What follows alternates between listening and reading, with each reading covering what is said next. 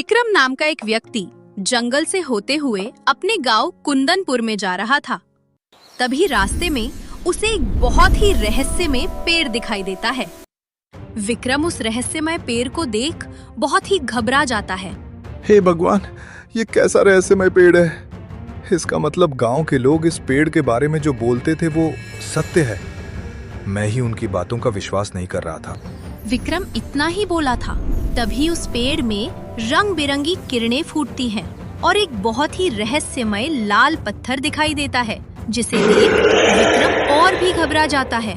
हे भगवान, ये तो वाकई में बहुत ही विचित्र पेड़ है। मुझे यहाँ पर बिल्कुल भी नहीं रुकना चाहिए, नहीं तो खतरा हो सकता है। इतना बोल विक्रम डर के मारे उस जंगल से अपने गांव की ओर भाग निकलता है। वो सीधा अपने घर में आकर एक चारपाई पर बैठ जाता है और वो उसी पेड़ के बारे में सोचता रहा।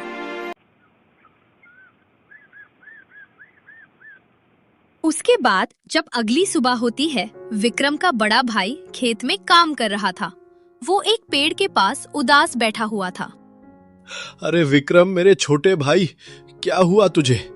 जब से तू खेत में आया है उदास ही बैठा हुआ है।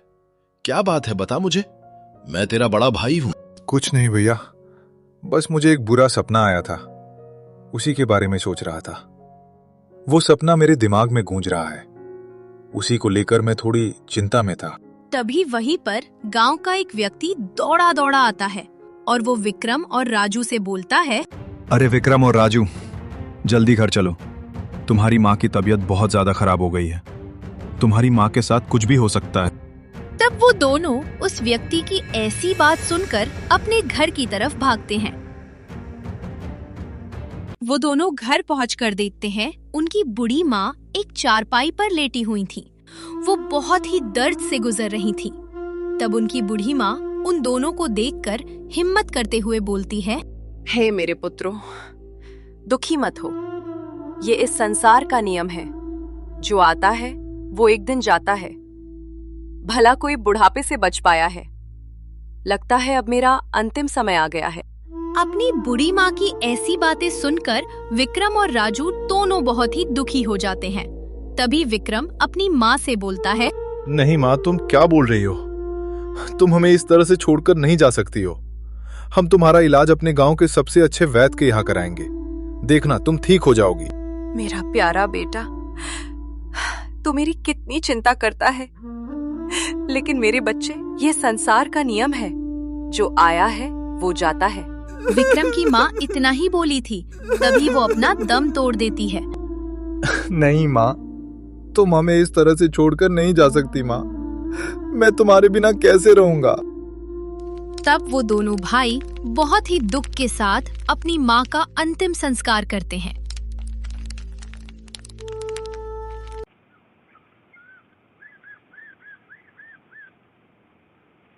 फिर ऐसे ही समय बीतता गया।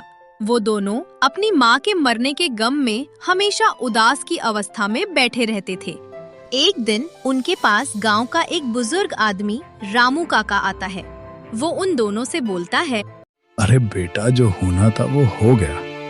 तुम लोग इस तरह से अपनी माँ के गम में आखिर कितने दिन तक बिना कुछ खाए पिए बैठे रहोगे? ये सब प्रकृति का नियम है। जो आता है वो एक ना एक दिन जरूर जाता है। रामू काका, कैसे हम अपनी माँ को भूल जाएं? हमारी माँ ही थी जो हमारे लिए सब कुछ करती थी। हम दोनों भाई इतने बड़े हो गए थे, लेकिन फिर भी हमारी माँ हमारा ख्याल एक बच्चे की तरह रखती थी। बेटा, मैं तो कहता हूँ अब तुम दोनों शादी कर लो, क्योंकि अब तुम्हारी माँ भी इस दुनिया में नहीं रही। कम से कम तुम दोनों का ख्याल रखने वाली तो कोई आ जाएगी। रामू काका, अभी तो मैंने शादी के विषय में कुछ भी सोचा नहीं हूँ, और मैं छोटा हूँ। ऐसा करिए, मेरे बड़े भाई राजू की शादी करवा दीजिए, उसके बाद मैं अपने बारे में सोचूंगा। तब कुछ ही दिनों में विक्रम के बड़े भाई राजू की शादी विमला नाम की लड़की से संपन्न कर दिया जाता है। फिर समय ऐसे ही बीतता गया। एक दिन राजू की पत्नी विमला राजू से बोलती है, जी, हमारी शादी के इतने दिन हो गए। मैं देख रही हूँ आपका छोटा भाई दिन भर घर पर बैठे रहता है। आप ही घर की सारी जिम्मेदारियां को संभाल रहे हैं।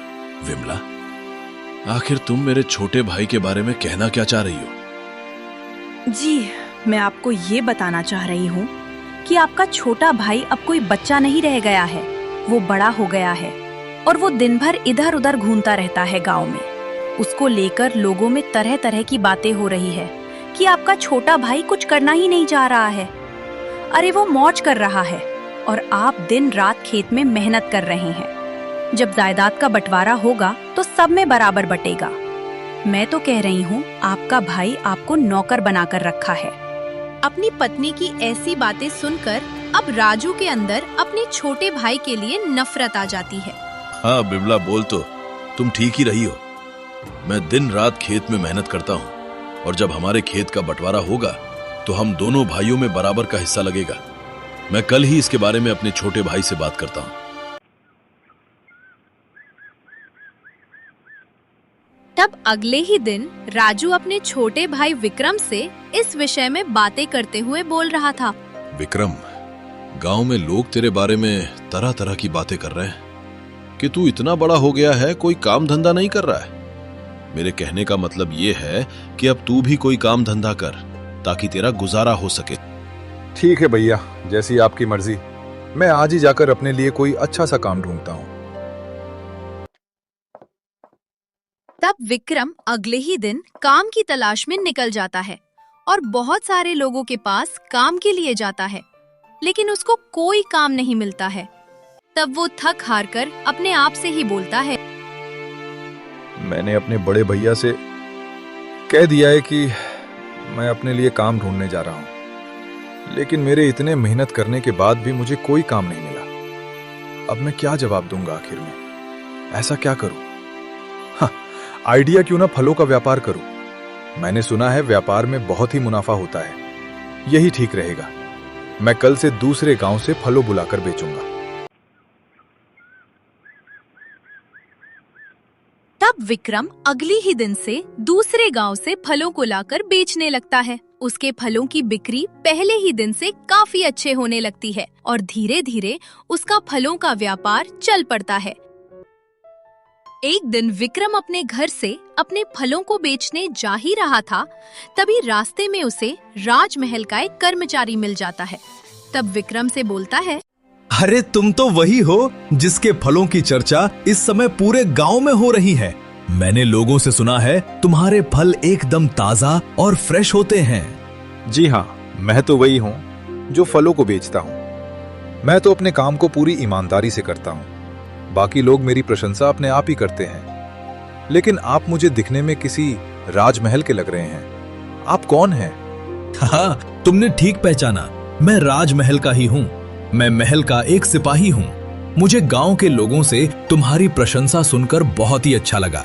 मैं चाहता हूँ तुम हमारे राजमहल में भी अपने फलों को दो, क्योंकि हमारे राजमहल में ताजा और प्रेस फलों की जरूरत होती है। उसके साथ साथ तुम ईमानदार भी हो। अरे क्या सच में आप मेरे फलों को महल में ले जाएंगे? मैं तो धन्य हो गया। मैं कई दिनों से सोच रहा था मैं कुंदनगढ़ के महाराज से मिलूं, लेकिन मैं एक बहुत ही गरीब था, कैसे मिल पाता। लगता है अब वो मेरा सपना सच हो जाएगा। हाँ, क्यों नहीं, तुम जरूर महाराज से मिल सकते हो, क्योंकि महाराज एक ईमानदार और सच्चे इंसान से हमेशा मिलना चाहते हैं। चलो, इसी वक्त मैं तुम्हें महाराज से मिलवा देता हूँ और तुम्हारा परिचय भी करवा दूंगा महाराज से। तब विक्रम उस सिपाही के साथ सीधा राज्य महल की तरफ आ जाता है। राज्य महल में महाराज भैरव बहुत ही चिंतित अवस्था में बैठे हुए थे। वो अपने सामने अपने सिपाही के साथ एक अनजान शख्स को देखकर सिपाही की तरफ देखते हुए बोलते हैं, सिपाही, तुम्हारे साथ ये अनजान शख्स कौन है? इससे पहले मैंने तुम्हें इसके साथ कभी भी नहीं देखा।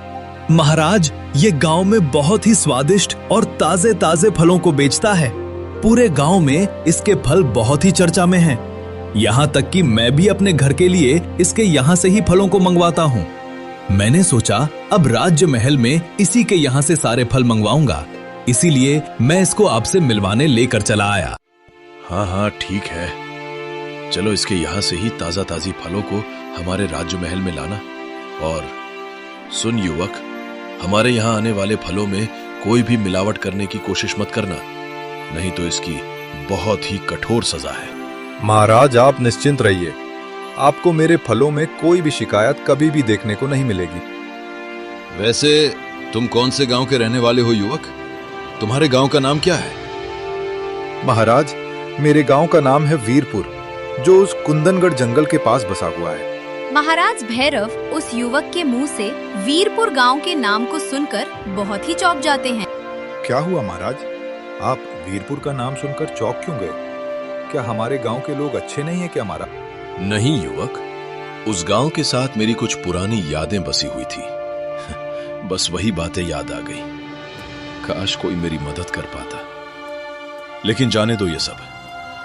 लगता है मेरे नसीब में यही लिखा हुआ है। महाराज, कैसी मदद? आप एक बार उसके बारे में हमें बताइए तो। अगर वो मेरे बस का रहा तो मैं जरूर आपकी मदद करूंगा। तुम्हारी बातों को सुनकर मेरे अंदर एक अलग से ही भावना आ गई। तो ठीक है, तो सुनो, आखिर वो रहस्य क्या है? वीरपुर गांव के पास कुंदनगढ़ जंगल में एक बहुत ही रहस्यमयी पेड़ है। उस रहस्यमय पेड़ में एक बहुत ही चमत्कारी लाल पत्थर है। अगर तुम उस पेड़ के पास से वो चमत्कारी लाल पत्थर लाने में सफल हो गए तो मैं तुम्हें तुम्हारे गांव वीरपुर की सारी जमींदारी तुम्हें दे दूंगा। उसके बाद तुम्हें पूरी जिंदगी भर कोई भी काम करने की जरूरत नहीं पड़ेगी। तुम्हारी 7 पीढ़ियां बैठकर खाएंगे तब भी खत्म नहीं होगा। महाराज, मैं अवश्य उस लाल पत्थर को आपके पास लाऊंगा। आप मेरे वापस आने का इंतजार कीजिए। वो लाल पत्थर मैं लेकर ही राज्य महल में वापस आऊंगा। तभी वही पास में खड़ा मंत्री बोल पड़ता है। तुम्हें क्या लगा ये पत्थर लाना इतना आसान है? राज्य महल में वीर योद्धाओं और सेना की कमी नहीं है, लेकिन कोई भी इस लाल पत्थर को अभी तक राज्य महल में लेकर नहीं आ पाया। तुम इतनी आसानी से कैसे कह सकते हो मैं उस पत्थर को लेकर आ सकता हूँ? मंत्री जी, आपकी बात तो सत्य है, लेकिन आप एक बार मुझ पर भरोसा करके तो देखिए। मैं जरूर वो लाल पत्थर लाऊंगा। इतना बोलने के बाद विक्रम सीधा उस पत्थर को लेने के लिए जंगल की तरफ निकल जाता है। वो चलते चलते अपने आप से ही बोलता है, कहीं महाराज भैरव और उनका मंत्री उस पत्थर की तो बात नहीं कर रहे हैं जिसको मैंने कुछ दिनों पहले घर लौटते वक्त देखा था? मेरे ख्याल से ये वही लाल पत्थर है। मुझे फिर से उस पेड़ के पास जाना चाहिए। तब विक्रम उस पेड़ की तरफ आगे बढ़ जाता है जहाँ पर वो कुछ दिनों पहले गया हुआ था। विक्रम जैसे ही उस पेड़ के पास पहुँचता है, वो लाल पत्थर फिर से रंग बिरंगी किरणों के साथ चमकने लगता है। हाँ, ये वही लाल पत्थर है। मुझे देरी नहीं करनी चाहिए। मुझे जल्द से जल्द ये लाल पत्थर ले लेना चाहिए। उस दिन भी ये लाल पत्थर इसी तरह से चमक रहा था। तब विक्रम वो लाल पत्थर लेकर वहाँ से राजमहल की ओर चल देता है। विक्रम उस लाल पत्थर को लेकर कुछ दूरी पर चला ही था, तभी रास्ते में उसका बड़ा भाई राजू मिल जाता है। राजू विक्रम के हाथ में वो लाल पत्थर देख बोलता है, अरे विक्रम, तेरे हाथ में ये लाल पत्थर कैसा? ये पत्थर तो देखने में बहुत ही विचित्र लग रहा है। ये आम पत्थरों से बहुत ही अलग है। ये कैसा पत्थर है? तब विक्रम अपने बड़े भाई राजू को सारी बात बताते हुए बोलता है, भैया, मैं अपने फल बिक्री के सिलसिले में राज्य महल में गया था। राज्य महल में महाराज भैरव ने मुझे कहा, कुंदन का जंगल में एक बहुत ही रहस्यमय पेड़ है, वहीं पर एक लाल पत्थर है। यदि मैं उस लाल पत्थर को लाकर महाराज भैरव को दे दूंगा, वो मुझे हमारे गांव वीरपुर की जमींदारी दे देंगे। उसके बाद हम लोग बहुत ही अमीर हो जाएंगे भैया।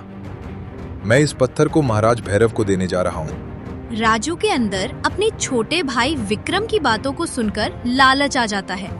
तब वो अपने मन में सोचते हुए खुद से बोलता है, मैं ऐसा करता हूँ, इस विक्रम से ये लाल पत्थर छीनकर खुद ही महाराज को दे देता हूँ।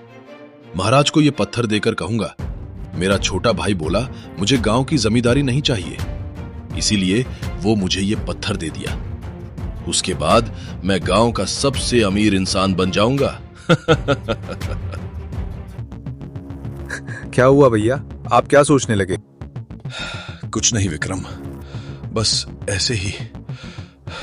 विक्रम, वो पीछे देख, तेरे पीछे क्या आ रहा है? विक्रम जैसे ही पीछे की तरफ देखता है राजू तुरंत उसे अपने पैरों से एक लात मारता है।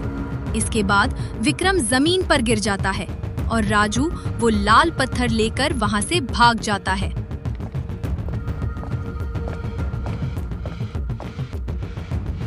भैया रुक जाइए, आपने ये क्या किया? अब ऐसा नहीं कर सकते। राजू अपने छोटे भाई विक्रम का कोई भी जवाब नहीं देता है। उसके अंदर लालच आ गया था और उस पत्थर को लेकर वहां से भाग निकलता है। और इधर दूसरी तरफ विक्रम जमीन पर गिरने के कारण थोड़ा सा जख्मी हो जाता है। विक्रम जमीन पर घायल अवस्था में बैठा हुआ था।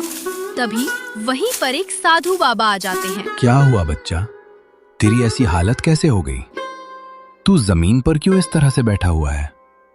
यहाँ इस जंगल में दूर दूर तक कोई दिखाई भी नहीं दे रहा है। साधु बाबा, ये बहुत ही लंबी कहानी है। ये सब मेरे भाई की वजह से हुआ है। उसने मुझे पीछे से धक्का दिया। इसके बाद मैं जमीन पर नीचे गिर जाता हूँ और मुझे चोटें लग जाती है। बच्चा, तू वाकई में बहुत जख्मी हो गया है। चल, यही पास में मेरी कुटिया है, वहीं पर मैं तुझे कुछ जड़ी बूटियां लगा देता हूँ, उससे तुझे राहत मिलेगी। तब साधु बाबा विक्रम को अपने साथ अपनी कुटिया में ले जाते हैं। तब साधु बाबा विक्रम के घाव पर कुछ जड़ी बूटियां लगाते हैं, जिससे विक्रम को बहुत ज्यादा राहत मिलती है। विक्रम बहुत ही उदास हो जाता है। वो अपने भाई का अपने प्रति इस तरह से व्यवहार सोच सोच कर रोने लगता है। तभी साधु बाबा उसकी तरफ बहुत ही गहरी नजर से देखते हुए बोलते हैं, बच्चा दुखी मत हो, मैंने तेरे मस्तक पर झलक रही उदासी का सारा कारण पढ़ लिया है। मैं ये भी जानता हूँ रे भाई ने गांव की जमींदारी पाने के लालच में आकर ये सब किया है, लेकिन वो खुद नहीं जानता वो कितनी बड़ी मुसीबत में फंस गया है। क्या मतलब? साधु बाबा, आप क्या कहना चाह रहे हैं? कुछ समय पहले की बात है। कुंदनगढ़ में एक राजकुमारी राज करती थी, जिनका नाम था राजकुमारी चंद्रा। था भैरव उनका एक मामूली सा मंत्री था और भैरव का मंत्री एक सिपाही था। उन दोनों ने मिलकर योजना बनाई और धोखे से राजकुमारी चंद्रा की हत्या कर दी। राजकुमारी चंद्र के अंदर कुछ ऐसी देवी ज्ञान था जिन्हें इस्तेमाल करके राजकुमारी चंद्रा यदि किसी को कुछ कह देती तो वो सत्य हो जाता। उसी का उपयोग करके राजकुमारी चंद्रा मरते मरते भैरव को एक श्राप दे गई कि उनका पुत्र अब एक जिंदा लाश बनकर हमेशा एक चारपाई पर लेटा रहेगा, जिसका उपाय वो लाल पत्थर था। इस लाल पत्थर से अमर भी हुआ जा सकता है और इस लाल पत्थर को एक सच्चा व्यक्ति ही ला सकता है। उस पत्थर को लाने में भैरव ने तुम्हारा इस्तेमाल किया। लेकिन साधु बाबा, उनको तो वो पत्थर अब मिल गया है। अब वो लोग मेरे भाई को क्यों मारेंगे? वो पत्थर कोई मामूली पत्थर नहीं है। वो पत्थर उस पेड़ के देवता का पत्थर है। जैसे ही उस पत्थर को लेकर कोई विनाशकारी कदम उठाएगा, वैसे ही उसकी रक्षा स्वयं उस पेड़ के देवता करने आ जाएंगे। साधु बाबा, मेरे बड़े भाई को बचा लीजिए। मैं अपने बड़े भाई को खोना नहीं चाहता हूं। भले ही मेरे बड़े भाई ने मेरे साथ छल किया हो, लेकिन मैं हमेशा उनको अपना बड़ा भाई मानता हूं और मानता रहूंगा। विक्रम, तुम कितने मन के सच्चे हो। तुम्हारे बड़े भाई ने तुम्हारे साथ इतना बड़ा छल किया, लेकिन फिर भी तुम अपने बड़े भाई को बचाने की कोशिश कर रहे हो। शायद इसी वजह से तुम उस पत्थर को उठा पाए। चलो, हमें तुरंत राज्य महल में चलना होगा। तब साधु बाबा विक्रम को लेकर महल की ओर आगे बढ़ जाते। इधर दूसरी तरफ राजू वो जादुई लाल पत्थर लेकर राज्य महल में पहुंच गया था, जिसे देख महाराज भैरव और उनके मंत्री बहुत ही खुश हो जाते हैं। लेकिन वो लोग राजू की तरफ बहुत ही गौर से देखते हुए बोलते हैं, तुम कौन हो? तुम्हारे पास ये लाल पत्थर कैसे आया? ये लाल पत्थर तो हमने उस विक्रम को लाने के लिए बोला था। तुम तो विक्रम नहीं हो। तुम्हें ये लाल पत्थर कहां से मिला? महाराज घबराइए मत। मैं विक्रम का भाई हूं। मेरे भाई ने मुझसे कहा मैं ये पत्थर आपके पास लेकर जाऊं। मेरा भाई किसी भी धन दौलत की मोह नहीं रखता। इसलिए उसने मुझे ये पत्थर दे दिया और आपके पास भेजा। और मेरे भाई ने मुझसे कहा गांव की सारी जमींदारी मैं ले लूं। अच्छा, तो तुम उसके भाई हो। लाओ जल्दी से वो लाल पत्थर हमें दे दो। राजू जैसे ही वो पत्थर मंत्री को देता है, मंत्री वो पत्थर अपने हाथ में पाकर बहुत ही खुश हो जाता है। लेकिन वो खुशियां कुछ ही देर की थी। तभी अचानक से मंत्री का शरीर चलने लगता है और वो खूब जोर जोर से चीखने लगता है।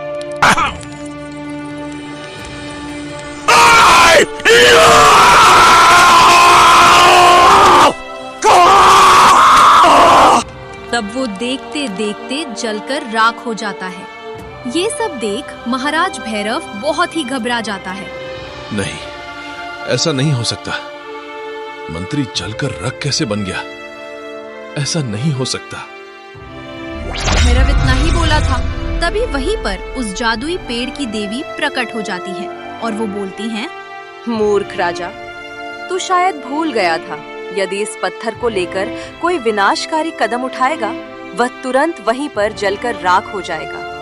अब तेरी बारी है। देवी इतना ही बोली थी, तभी अचानक से भैरव के बीच शरीर में भी आग लग जाती है और वो भी तड़प तड़प कर जलकर राख हो जाता है।